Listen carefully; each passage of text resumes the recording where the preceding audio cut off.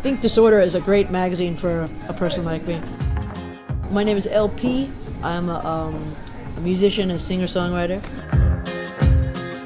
When you get older, From 2006 to 2009, I was in the major label system, and I wrote somewhere in the area of about 140 songs, for me as an artist. When you get signed to a label, if you didn't already have your whole record ready, you start writing songs, for it. And I realized also that I was somewhat prolific at writing songs. One of them in particular got picked up by the Backstreet Boys, and there was this kind of moment, like a song that you wrote for yourself could be picked up by another artist. So I embarked on a songwriter career.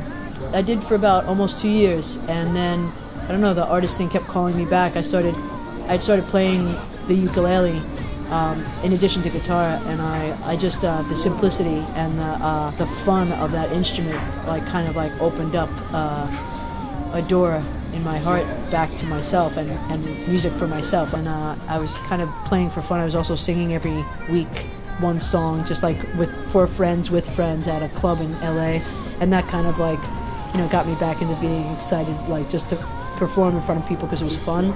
And I kept getting bigger songs with bigger artists. I had written, I kind of knew my record.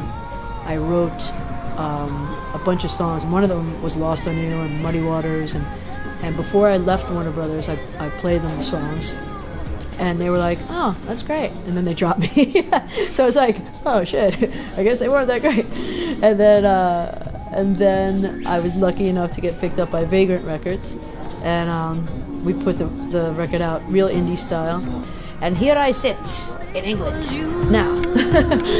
It's kind of been a process a little bit with writing for myself and writing for other people. I think when I started writing a song, I would be like, this is for somebody else, or this is for me, And now I'm getting very quick at what I think is for me.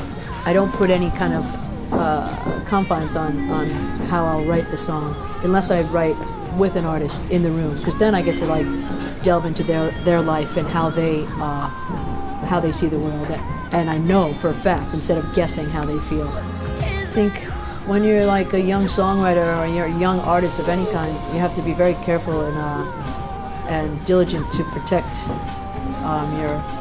your heart from naysayers and people of the like. All the suits in the world don't know for a fact what's good.